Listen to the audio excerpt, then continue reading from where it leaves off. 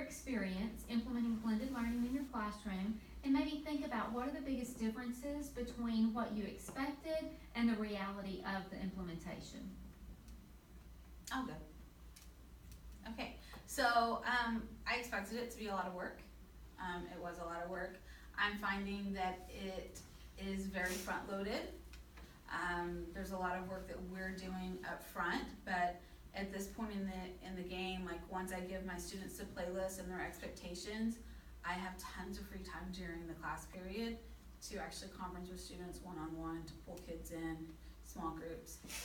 The biggest reality check for me was I thought that kids would want choice and that they would want to take responsibility and they would want to decide what they're going to do next and how they're going to do it and when and where, and my kids don't really want that at this point. They are still, tell me what to do, tell me when to do it, how to do it, what is my grade, what is the right answer.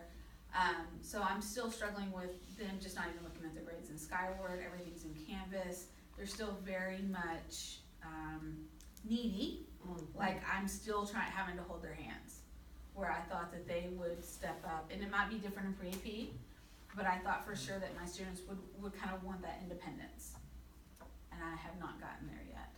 I'll agree to that. In the ESL classroom, the kids want a one-on-one conversation, but with that many kids, can't do it. So I found that blended is great because they get to work on their stuff, but when they're working on their own, they're independent learning, they still want, hey, so this is right, can you tell me this again, can you show this to me again? They're not depending on their partners, they're depending on the teacher, because their partner might be wrong, they wanna get it right. So it's hard to let go of your mama. Yeah. I mean, I see the exact same thing. Mhm. And I know, I feel like for this year, just for my own personal journey, that it's gonna be a lot of examination of how I teach, how I think, and that next year, hopefully the next step will be more examination of how they think and what they do, because, you know, on the Canvas, having the whole unit in there and thinking that you've broken it down as low as you could possibly break it down, and then you give it to them and they're like, I don't get this, I don't get that, and you're like, but I thought all the pieces were there, and they're like, I thought this was as perfect as it could get. So I agree with the front loaded. There's a lot of stuff that's been done, but there's a lot of stuff that I'll need to like tweak to make it right for them, and then I can focus more on kind of what's next for them to get them to the next step. I agree with that. I found a lot of the same thing too. I've discovered that, you know, when it comes to reading pieces and all that, they really don't want to hear me read them, which, you know, is great, sad, but great.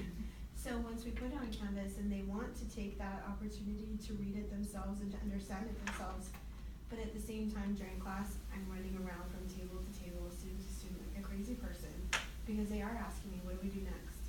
What do we do here? Where do I go? What's this? So it is still very much like they need you, and that's, you know, again, that's just the way that they've come up through the system. So it's not, I think it's just gonna take a little bit longer, but I have found that they do want a lot more attention. It's no matter how many times you write the directions on the board, how many times you go over it, how many times at the bottom of every page we say when you are finished, they still, what do I do next? Okay, what do I do? They can, you know, even walking in and following directions at the beginning of class, they're not doing it. Well, pre-AP is an interesting demographic because you have the GT kids who love and relish the freedom, they like the latitude of blended, being able to decide. The opposite end of that pre-AP spectrum, you also have the very AP type students, the scholars who want to do well and are very specific about their grades. They want to know, what did I make on this? What do I have to do? It's almost like a checklist, and I think they're starting to figure out that I'm a lot more lenient or lax with their grading, the grading of their assignments than they are, in that if they don't get to every single station, that's okay. I'm looking at the quality of the work they did at the stations that they participated in.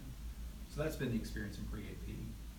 That checklist mentality is, I think, a hard thing to break in kids. They want to complete something rather than know that they have learned something. Yes. And that's a culture that we've been fighting. We've talked about that a lot through the years, not just this year. And that's gonna be a lot harder and more intentional for us to really break through that wall of them not just completing things. I don't know, I think with inclusion, it's, you give them choice, and so I think for a lot of our kids who are lower, it helps them because they're like, they get excited about it, but then the second they realize that it's not just, you get to choose if you sit there and do nothing all day. They're like, you get to read this, and it's exciting, we try to make it exciting, and then they see, well, you read it, and then you do all these things, they completely shut down, and I'm just realizing, because of that interest level that I guess I kind of thought was gonna be there, it's been taking things a little longer than we expected, just through some of the skills and things that we've done. We've just realized that although we have all these activities that we've planned out, that we've front-loaded, some of them just are getting to like 1 or 2, because it's taking them so long to understand that it's a lot of work, because they see all of it in a playlist or in a Canvas module or something, and I don't know, I think for some of them it's that realization that they have to get it done, or some of it done even, to show the skill that they've mastered, so. I will say, interestingly, when I look at assessments that maybe we did last year and then I compare them to assessments this year, my students are performing a little bit better, which within a new program, you expect performance to shift, to drop a little bit, but they've actually started performing a little bit better, but their grades are worse. Their grades are worse. They're not doing the work, they're not working at home. If we could go back all over again and talk to those freshman parents on day 1,